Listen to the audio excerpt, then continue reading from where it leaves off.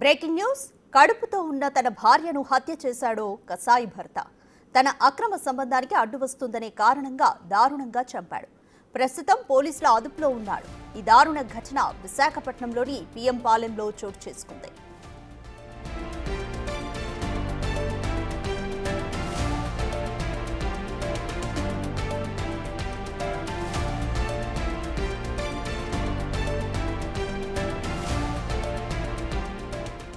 అడ్డరోడ్డుకు చెందిన అనుష, దువ్వాడకు చెందిన జ్ఞానేశ్వర్ 2022లో ప్రేమించి పెళ్లి చేసుకున్నారు.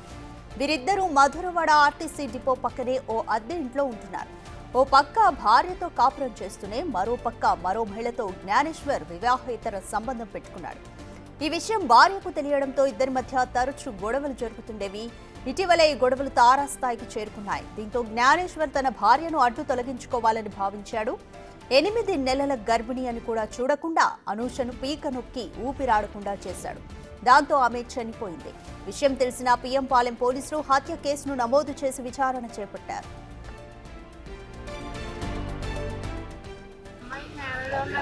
మా అమ్మాయి వచ్చి పెద్దమ్మాయి నేను పెళ్లి చేసుకుంటున్నాను అన్నదండి. నా అబ్బాయి పెళ్లి చేసుకుంటున్నాను అన్నది. రమ్మని కూడా అనలేదండి. మా ఎల్లుడి చిన్నల్లుడు ఉన్నది లోపల ఉన్నారండి. చిన్నల్లుడు మా చిన్నమ్మాయి వాళ్ళ ఇల్లు చేశారు. వాళ్ళిద్దరు ఇల్లు చేశారండి. ఈ అమ్మాయి పెద్దమ్మాయి అయితే నా దగ్గరికి వచ్చి చెప్పిందండి నేను పెళ్లి చేసుకుంటున్నాను. కోర్టులో ముందు పెళ్ళి అయిందండి. మా పెద్దమ్మాయి విడాకులు తీసేసుకున్నారు. ఈ అదగోలుగాడు వల్లబడి తీసుకుంటున్నా అని చెప్పింది. చేసుకుంటూ ఎండమంటో తీసుకోవాలి. వాళ్ళ ఇంటికి తీసుకెళ్ళలేదండి. ఇప్పుడు వాళ్ళ ఇంటికి తీసుకెళ్ళలేదు. కొడుకు వచ్చిందని ఇప్పుడు వాళ్ళ ఇంట్లో అందరికి తెలుసుదని చంపేశాడు. అడగడానికి నా దగ్గరికి ఎప్పుడు వచ్చారండి. ఆ పిల్లలు పెళ్లి చేసుకున్నా అని చెప్పడానికి వచ్చిందండి. మళ్ళీ రాలేదు. సంవత్సరాలు అంటున్నారు. నాకు తెలియదు. నేను 3 సంవత్సరాలు పాపలో ఉన్నాను. లేదు 3 సంవత్సరాలు అవుతుంది.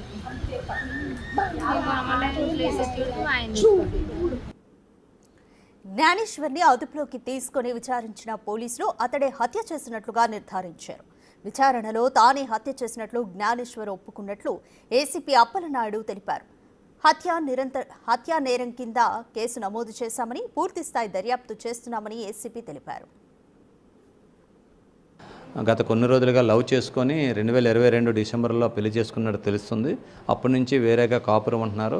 ఈ అమ్మాయి వాళ్ళ ఫ్యామిలీకి తెలుసు కానీ ఈ పెళ్లి విషయం అబ్బాయి వాళ్ళ ఫ్యామిలీకి తెలియదు అన్నట్టు వీళ్ళు అంటున్నారు. ఇంకా ఫర్దర్గా కొన్ని విషయాలు రాబట్టవలసి ఉన్నది.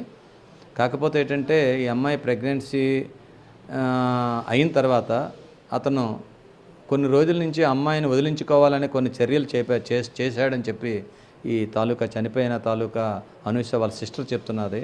ఆ మధ్యకాలంలో ఆయనకి క్యాన్సర్ కూడా వచ్చింది. మనకి త్వరలో చనిపోతాను, మరి నీ జీవితం పోద్ది, విడిపోతే బాగుంటుందని ప్రపోజల్ కూడా పెడితే దానికి వీళ్ళు ఒప్పుకోలేదు. తర్వాత కొన్ని రోజుల తర్వాత మా అమ్మా నాన్నలు ఈ పెళ్ళి అది తెలిస్తే చంపేస్తారు, నాకు బతకనేవారు, నీకు ఎందుకు మనం విడిపోదామని చెప్పి అప్పుడు కూడా పెడితే వీళ్ళు ఒప్పుకోలేదు. ఈ అమ్మాయికి ఇప్పుడు 13వ తారీఖున నిన్నే హాస్పిటల్ అడ్మిట్ అవ్వాలి డెలివరీ కోసమని. కానీ నిన్న సండే ఈరోజు జాయిన్ అవుదామని చెప్పాడంట వాళ్ళకి. నిన్న వాళ్ళ అమ్మమ్మ కూడా వచ్చింది అమ్మాయికి డెలివరీ టైం హెల్ప్ కోసం అని చెప్పేసి వాళ్ళ ఊరు నుంచి. ఈ క్రమంలోనే గత రాత్రే ఈ విధంగా 11 గంటల వరకు అమ్మాయి ఫోన్లో అందరితోటి చాటింగ్ చేయడం, ఏదో స్టేటస్ పెట్టడం చేసింది. హ్యాపీగానే ఉందని చెప్తున్నారు.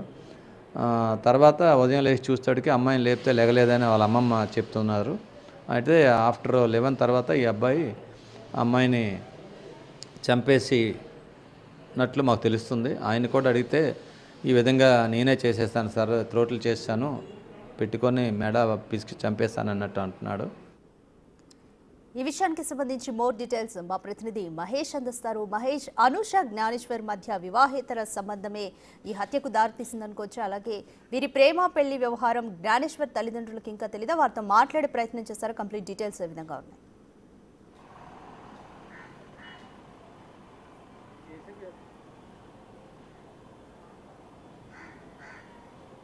2012లో అనూషకి జ్ఞానేశ్వర్కి ప్రేమ వివాహం జరిగింది.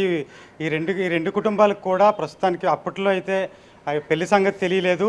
ఆ జ్ఞానేశ్వర్ అయితే ఎవరికి తెలియకూడదు, ప్రస్తుతానికి నా దగ్గర ఎలాంటి ఉద్యోగం లేదు, నిన్ను పోషించడానికి ఎలాంటి మార్గం లేదు కాబట్టి నేను ప్రస్తుతం ఈ విషయాన్ని ఎవరికి చెప్పనంటూ నమ్మించాడు. ఆ తర్వాత జ్ఞానేశ్వర్కి సంబంధించినటువంటి కుటుంబ సభ్యులకు పూర్తిగా ఈ విషయాన్ని, పెళ్లి విషయాన్ని తెలియనివ్వకుండా దాచాడు. అయితే అనూషకు సంబంధించి కుటుంబ సభ్యులకు, వాళ్ళ అమ్మకి, అక్కకి కూడా అప్పుడప్పుడు ఇంటికి వెళ్ళడం ద్వారా పెళ్లి జరిగిందనే విషయం తెలిసింది. 2022 డిసెంబర్ తారీఖున సింహాచలం దగ్గర పెళ్లి జరిగింది.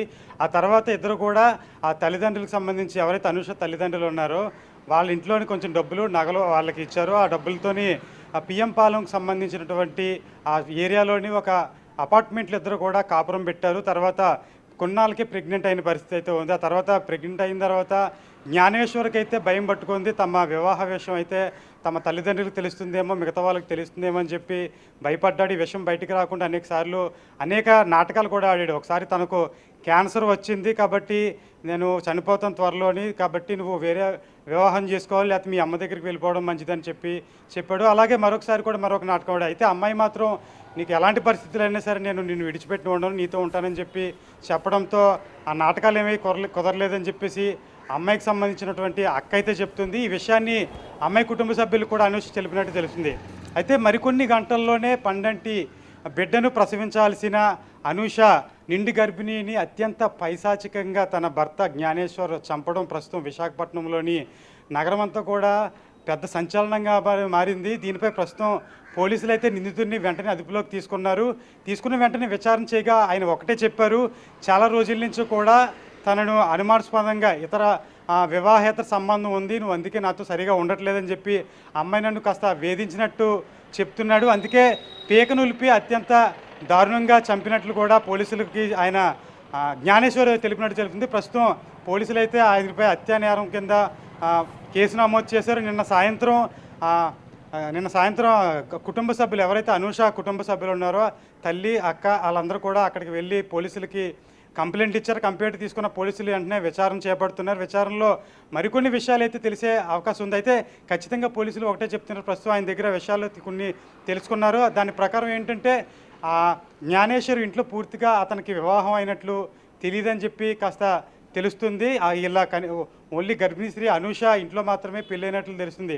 ఆయన ఇక్కడ ఎన్సీసీకి సంబంధించినటువంటి ట్రైనింగ్ అకాడమీలోని ఒక ఉద్యోగం చేస్తున్నాడు. ఆ ఉద్యోగంతోనే ప్రస్తుతం ఆయన అలాగా ఇల్లు గడిపిస్తున్న పరిస్థితి ఉందని చెప్పి విచారణలో తేలింది.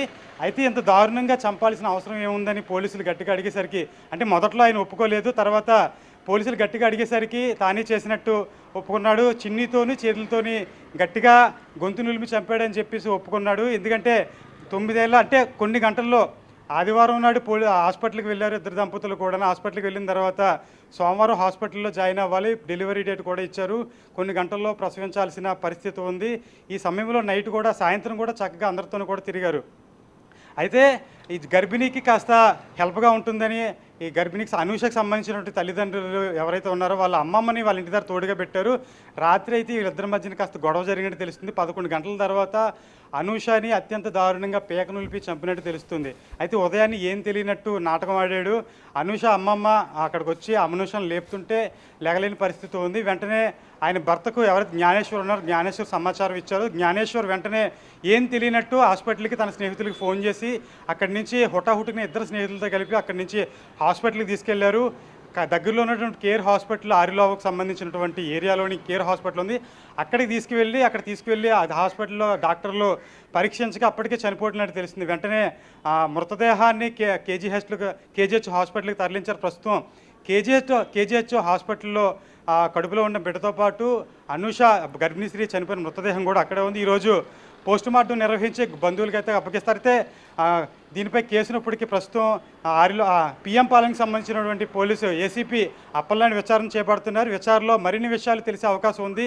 దీని వెనకాల ఏమైనా మోటో ఉంది, అతను ఇంతకుముందు ఎలాంటివి ఏమైనా చేశాడా, ఎలాంటి అక్రమ సంబంధాలు ఏమైనా ఉన్నాయనే విషయాలు అయితే పూర్తిగా తెలుసుకొని చెప్తామని పోలీసులు చెప్తున్నారు. అయితే తల్లిదండ్రులు అయితే ఒకటే ఆరోపిస్తున్నారు, కావాలని ఇదంతా ఒక ట్రాప్లో ఈయన్ని దించాడు జ్ఞానేశ్వర్. తన కూతురు చాలా మంచిది, మంచి బెంగళూరులో ఉద్యోగం చేసుకునేది, చక్కని మంచి అమ్మాయి, చదువులో కూడా చాలా చక్కగా అన్నింటిలోనూ ముందుండేది. ఇతను ట్రాప్ చేసి బెదిరించి పెళ్లిళ్ళు చేసుకున్న పరిస్థితి ఉంది. ఆ తర్వాత మెల్లగా లొంగ తీసుకొని పెళ్లి చేయించుకున్న తర్వాత ఇక్కడే తెలియకుండా ఇంట్లో తల్లిదండ్రులు కూడా పెళ్లి చేసుకున్న పరిస్థితి ఉంది. రిజిస్టర్ మ్యారేజ్ చేసుకొని విశాఖపట్నంలోనే కాపురం పెట్టి అమ్మాయి దగ్గర ఉన్నటువంటి డబ్బులు అలాగే ఇంట్లో కొంత బంగారం కూడా తీసుకున్నట్లు ఆ అమ్మాయికి సంబంధించినటువంటి తల్లి చెప్తుంది. ప్రస్తుతం వాళ్ళే పోలీస్ స్టేషన్లో కంప్లైంట్ ఇచ్చారు. విచారణలో మరిన్ని విషయాలు అయితే తెలిసే పరిస్థితి అయితే ఉందని ఏసీబీ చెప్తున్నారు. Thank you Mahesh.